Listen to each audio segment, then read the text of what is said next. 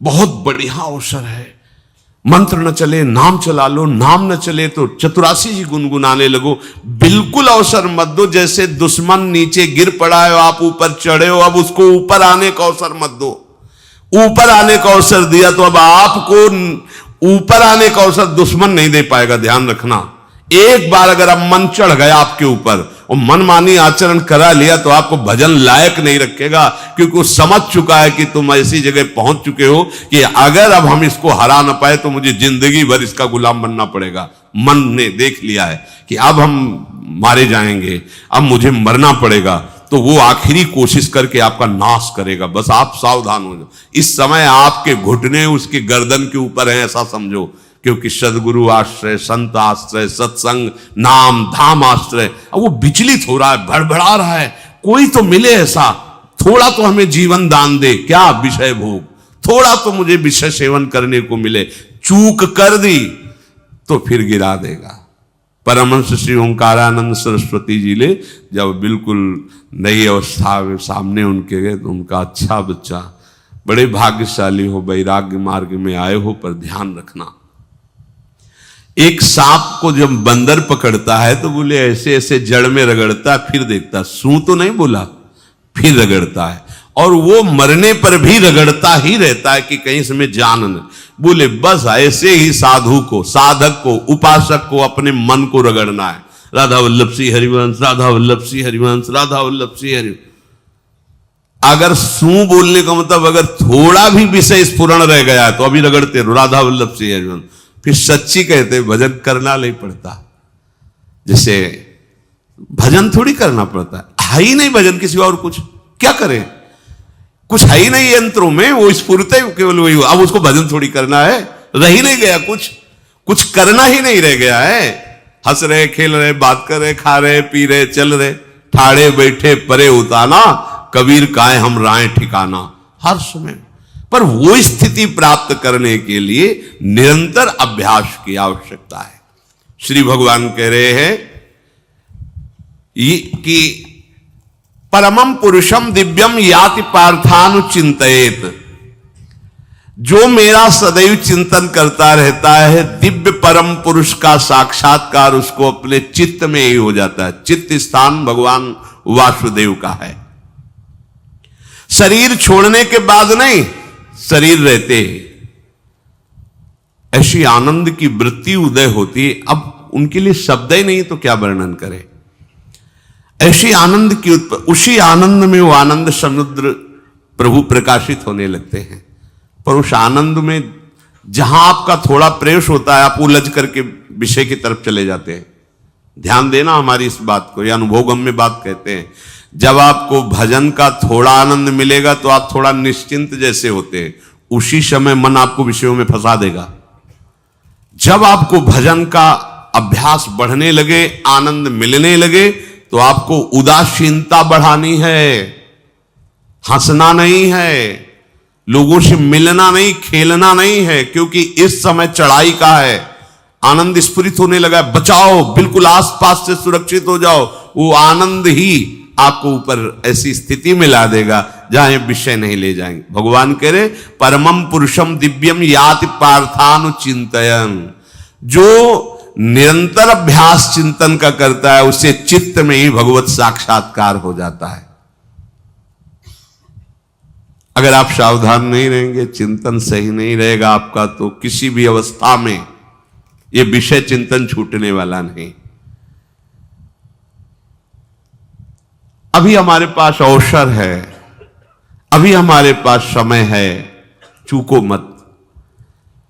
ये बहुत सूक्ष्म लड़ाई है, ये कोई बाहर के लाठी डंडा गोली वाली लड़ाई नहीं है, ये अंतर की लड़ाई है। इसमें बड़े बड़े हार जाते हैं। अगर कोई जीत पाता है तो एकमात्र भगवान को समर्पित चित्त वाला जीतता है। हमें लगता है आपको बढ़िया समर्पण का अवसर है।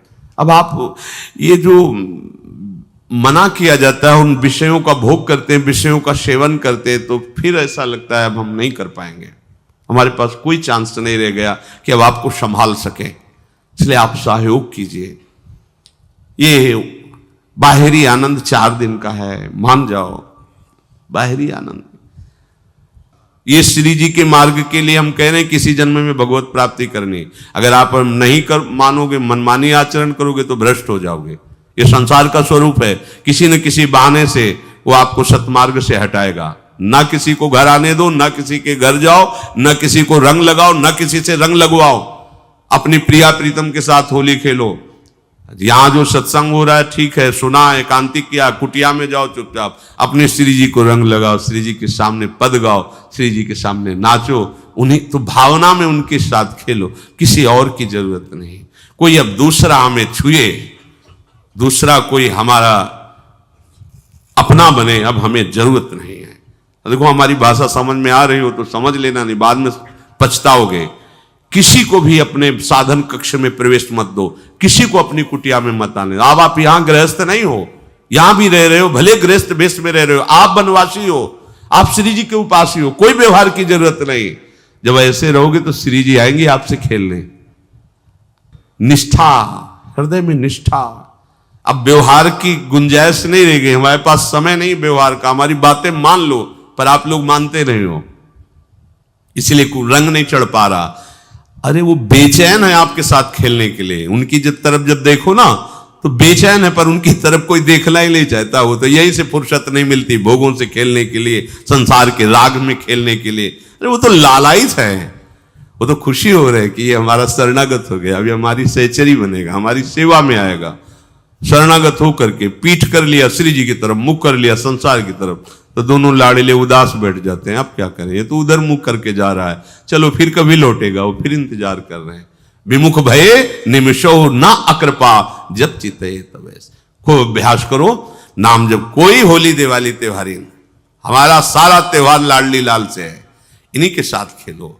देखो तुम्हें बताएं, जो बच्चा बाहर खेलने नहीं जाता तो माता पिता उसके साथ खेलने लगते। कैसे? घुटने के बल चल रहा है तो वो पिता भी घुटने के बल चलेगा उसके साथ साथ।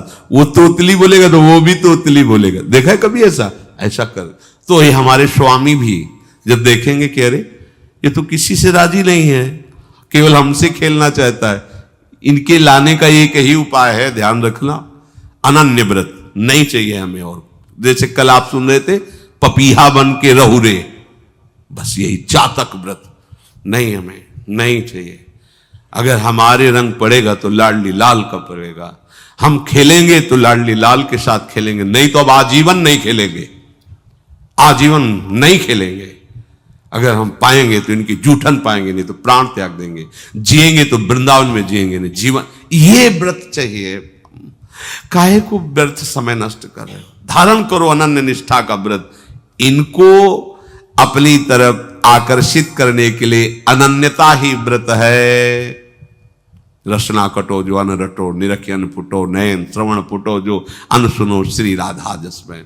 कोई भी सत्संगी कोई व्यसन न करे, अन्य किसी से संपर्क न करे, खूब पद गाओ, खूब नाचो, अपना दरवाजा कुटिया का बंद करके खूब रो, नाचो, खेलो, कूदो, उन्हीं से वो खेलने लगेंगे। उनको चैन नहीं है आपके सिवा, आप चैन से रह रहे हो। हमारे प्रिया प्रीतम आपका इंतजार कर रहे हैं, तभी आप पर हेतु की कृपा की। ये बात अंदर की समझो, प्रिया प्रीतम अंदर से आपको बहुत प्यार करते हैं, पर हम देखते हैं कि आप प्रिया प्रीतम से प्यार नहीं करते।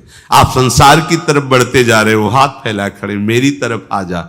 ये हमारे भगवान नहीं है, ये हमारे लाडली लाल हैं। हम इनको भगवान नहीं, ये तो प्रेम के खिलौना दो खेलत है प्रेम खेल। हमारे रसिकों ने इनको भगवान नहीं माना। अगर कोई संकट आया तो अपने आंचल में छुपा के इनको लेके भागे। ये नहीं सोचा कि अखिल लोक ब्रह्मांडों का ईश्वर, इसको छुपा के भागने की क्या जरूरत है। चाहे बिहारी जी को, चाहे राधा वल्लभ लाल को, जब कभी कोई ऐसा भय आया है तो ऐसा नहीं सोचा कि भगवान रक्षा करेंगे, नहीं, इनकी रक्षा हमें करनी है। इनको छुपा करके, कभी काम वन में राधा वल्लभ लाल को, कभी बिहार वन में से बिहारी जी महाराज, छुपा छुपा के अपने अपने ठाकुरों। तो हमारे ये लाडले हैं, प्यारे हैं, इन्हीं के साथ खेलना है, इन्हीं में रहना है। अब इन्हीं के पास रहना है, इन्हीं में रहना है। दो बात ध्यान रखो, इन्हीं के पास रहना है, इन्हीं में रहना है, बस। अब यही हम नहीं कर पाते, वही जो शुरुआत सत्संग में की थी, सबकी ममता ताग बटोरी, मम पद मने। ये भारी बात है, भारी बात है। जितनी जल्दी आप उदास हो जाओ संसार से, उतनी जल्दी मुस्कुराहट आ जाएगी प्रिया प्रीतम के मुख में आपके लिए। आप जब मुस्कुरा रहे हो उधर तो वो उदास बैठे कि हमारी तरफ क्यों नहीं देख रहा। अब हमें अपने प्यारे को उदास नहीं करना, प्यारे को मुस्कुराहट से युक्त करना है। क्या हम उदास हो जाएं?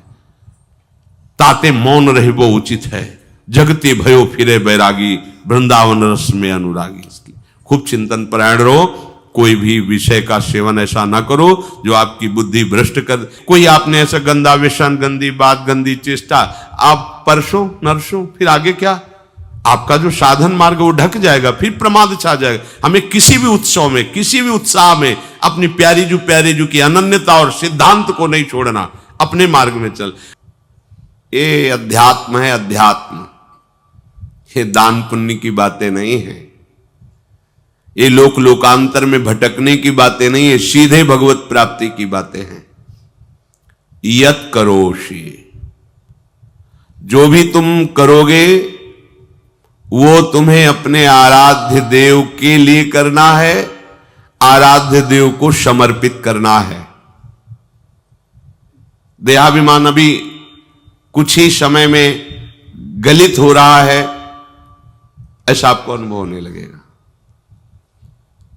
कैसे समझेंगे? देहाभिमान गलित हो रहा है। जब आपका अपमान हो और आपको कोई फर्क ना पड़े, आपका सम्मान हो, आपको कोई हर्ष नहीं हुआ, बड़ा लाभ हो गया, कोई सुख नहीं हुआ, बड़ी हानि हो गई, कोई दुख नहीं हुआ, शरीर स्वस्थ है, कोई हर्ष का विषय नहीं, शरीर अस्वस्थ है, कोई शोक का विषय नहीं। यह है देहाभिमान गलित होने का स्वरूप। यत करोषि, तो जो भी हम करें, पापाचरण भी करें तो श्री भगवान को अर्पित कर दे। बोले नहीं, तस्मात् शास्त्रम प्रमाणम ते कार्याकार्यो व्यवस्थितो। जो तुम्हें करना है उसमें प्रमाणित कार्य करने हैं, शास्त्र के अनुसार।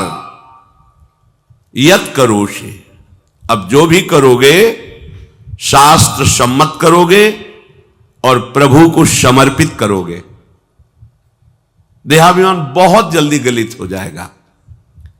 यदश्नाशि अशन भोजन, जो भी पाओगे पहले प्रभु को भोग लगाओगे, देहाभिमान गलित हो जाएगा। मान लो मेरी बात, ये सब 4 दिन के उत्सव, 4 दिन की चांदनी है।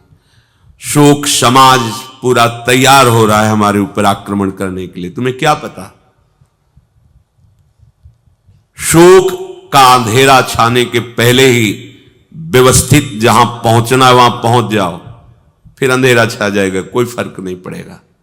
अभी आप यात्रा ही नहीं प्रारंभ किए हैं और अंधेरा आ गया तो मार्ग ढक जाएगा और जीवन व्यर्थ चला जाएगा। कुछ भी मत खाओ। कैसी धूर्तता हमारी बुद्धि में बैठी है।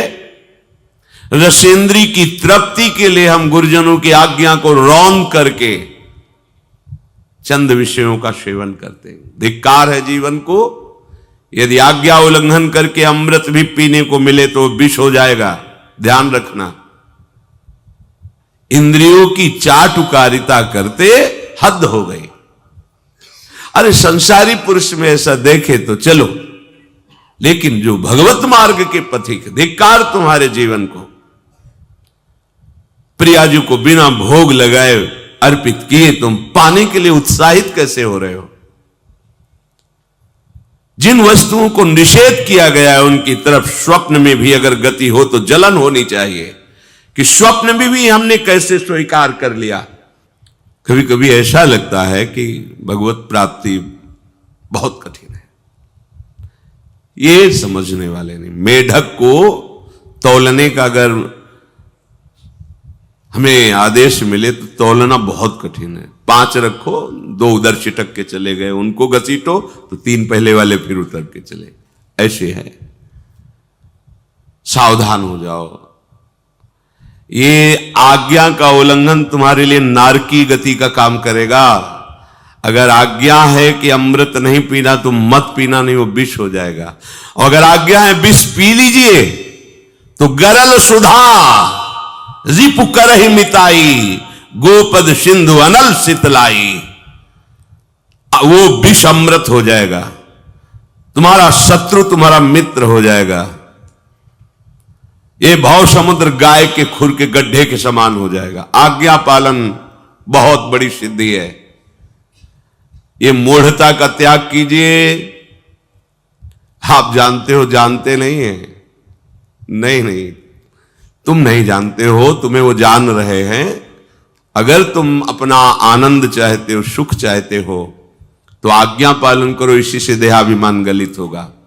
तुम्हारी एक एक वृत्ति उस सर्वात्मा प्रभु बैठे देख रहा है, और उन्हीं के रिझाने के लिए तो तुम्हें मानव देह मिली, भगवत मार्ग मिला। ये ध्यान रखो, एक बार भी बिना भोग अर्पित किए हुए जो पाओगे वही तुम्हारी बुद्धि भ्रष्ट कर देगा। देख लो आंख खोल के कैसे बुद्धि भ्रष्ट होती है। वो अपने आराध्य देव इष्ट देव की ही निंदा करने लगता है, आराध्य देव इष्ट देव के विपरीत चलने लगता है। ये बुद्धि गिरी मतलब सर्वनाश। जो शास्त्र में कहा गया है, कामः संजायते क्रोधा क्रोधा स्मृति विभ्रमा स्मृति भ्रंशात् बुद्धिनाशो, बुद्धिनाश को ही कहा गया प्रणश्यति, नष्ट हो गया, वो किसी काम का नहीं।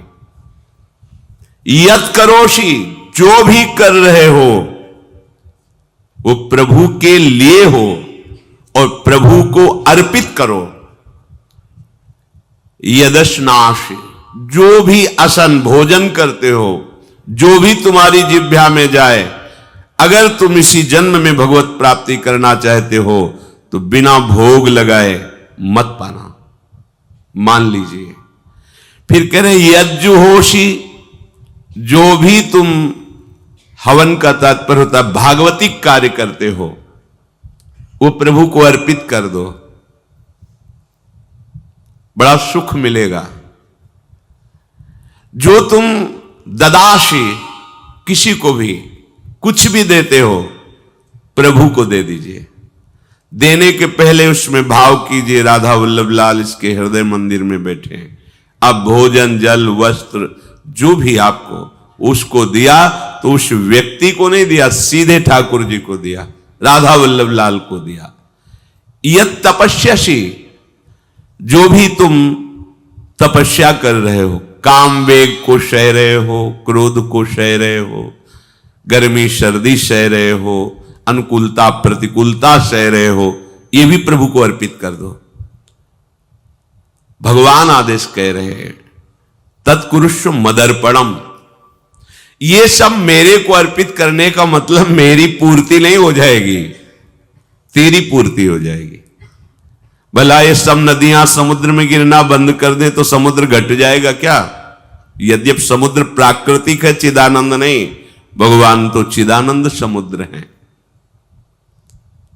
कोई भी नदी चाहे बाढ़ युक्त जाके गिरे या गिरना बंद कर, समुद्र में कोई फर्क नहीं पड़ता। इसीलिए सेवक जी ने कहा है, मांगो मन मनुष्य दास अपनी कर, पूर्ण काम सदा हृदयम। हे पूर्ण काम प्रभु, यद्यपि आपको मेरी जरूरत नहीं है, पर मैं अपने लिए मांग रहा हूं कि अपनी दासी बना लीजिए। मद भक्तो मईश्वरे सर्वज्ञे परम गुरु वासुदेवे समर्पित सर्वात्म भावः यत् पश्यति शृणोति स्पृशति वा सर्वमेव भगवान वासुदेवः इत्येवं गृहाविष्ट बुद्धिर मद भक्तः सन एतत् यथोक्तम सम्यक दर्शनम विज्ञाय मद भावाय मम भावो मद भावः परमात्म भावस्तस्मै परमात्म भावो योपपद्यते युज्यते घटते मोक्षम गच्छति। वेद कहता है, भगवान की वाणी, मद भक्तो, जो मेरा भक्त हो गया है। अभी हम देह भक्त हैं, भोगों के भक्त हैं, विषयों के भक्त हैं, काम क्रोध लोभ मोह जब जो चाहता है हमें परास्त कर देता है। लेकिन जो मद भक्त हो गया उसको नहीं। बाहरी वेश परिवर्तन से मद भक्तो नहीं होता।